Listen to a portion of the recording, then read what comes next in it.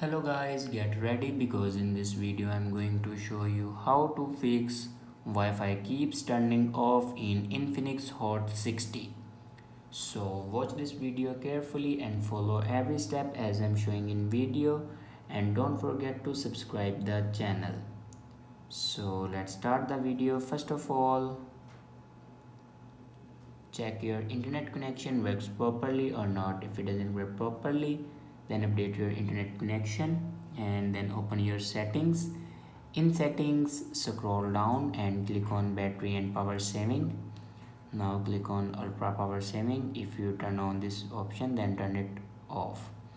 After turn off this option, then go back and click on my phone and then click on system updates. Now here you can check your latest version will be updated or not. If it doesn't update to latest version, then update it to latest version. After update a latest version, then go back and scroll down in last and click on system. Now scroll down and click on reset phone and then click on reset network settings. Now click on reset. After reset your network settings, then your problem will be fixed.